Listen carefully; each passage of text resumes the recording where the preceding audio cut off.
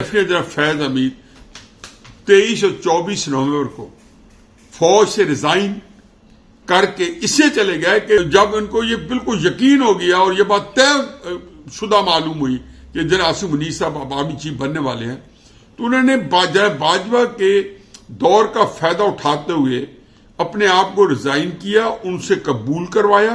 और मैंने कई वीडियो में पहले भी जिक्र किया है और वो अभी वो सारी बातें सामने आ गई हैं कि कामरान शाहिद साहब के ने बताया कि किस तरीके से जनरल बाजवा साहब ने उनको गालियां देकर कहा कि आप रिजाइन कर दें, वगरना जो है आपका पहला कोर्ट मार्शल आपका होगा। इसका मतलब ये नहीं कि कोर्ट मार्शल नहीं हो सकता था, चुनाचे रिजाइन कर दिया और वो फौज से रिटायर हो गए। अब मुझे बताएं कि इल्जाम उन पर यह लगा है कि वो रिटायरमेंट के बाद भी फौज के खिलाफ जो है वो और तहरीक साहब के साथ मिलके कोई ना कोई एक्टिविटी करते रहे। तो मेरा सवाल यह है कि एक बंदा जो है उसकी जुर्रत इतनी है कि वो इतना नहीं उसके पास जो था हिम्मत थी कि जनरल आसिम मुनीर साहब के आर्मी चीफ बनने के बाद वो रिटायर होते, उससे पहले ही वो डर के भाग गए। और जिसने 38 साल फौज की नौकरी की हुई हो, क्या वो ये बात कभी जुर्रत कर सकता है कि फौज के खिलाफ वो, उसको नहीं पता फौज का क्या निजाम है? कोर्ट मार्शल और इसके अंदर कैपिटल पनिशमेंट, डेथ सेंटेंस, कोई इशू नहीं है, कोई मसला ही नहीं है। समरी ट्रायल, फांसी दे दो, तो क्या फर्क पड़ता है?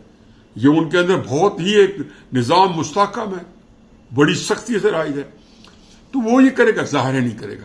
तो मेरे हिसाब किताब के मुताबिक जो मुझे बात समझ में आती है कि उनको जब और ये खबरें भी आ गई थी दिसंबर जनवरी के अंदर कि उनको पकड़ गया है, उन्होंने उनसे इंफॉर्मेशन ले ली गई है, हर तरह की इंफॉर्मेशन उड़ाई जा रही थी कि वो बहुत सारी फाइलें लेके चले गए, वो वापस करने पर रजामंद हो गए। ये ऐसे ही था, मेरा ख्याल कंजम्पशन के लिए था।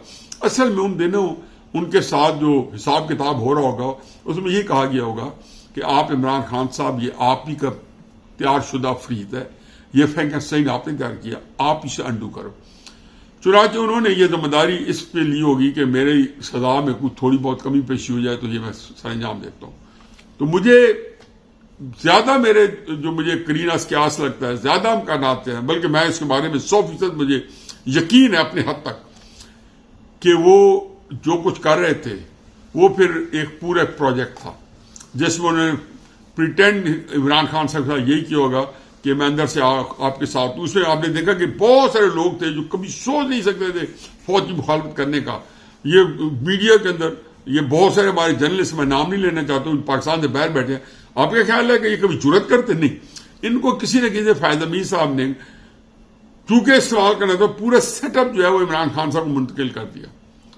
और ये सारे के सारे आगे कुछ पाकिस्तान के अंदर थे, कुछ बाहर थे। जो पाकिस्तान के अंदर थे उनको 2-4 को फौज ने बहुत हो गए से उन्होंने सख्तियां भी झीलियां जो है आर्मी कस्टडी में रह के या एजेंसी के बाद रह के। तो इस तरह उन्होंने ये सारा निजाम चलाया। और जो आपने देखा जेल के अंदर भी जो कुछ होता रहा होगा ये 5 अगस्त 2023 के बाद, और जो उसके अंदर उनको फोन की फैसिलिटीज होगी, मेरा ख्याल है कि ये सारी चीजें थी उनके खिलाफ। वो जो केस था और जो उसका जो इस्तगासा जो था उसको मजबूत बनाने के लिए, ताकि जो इमरान खान साहब जो हैं वो बिल्कुल पक्के पकाए फल की तरह वो उसके अंदर शिकंजे में आ जाए। अब ये सारे बैकग्राउंड बताने के बाद अब ये समझें कि जनरल फैज हमीद साहब जो हैं वो तकरीबन उनको मेरे ख्याल में फौजी कस्टडी में 2-3 महीने तो हो गए।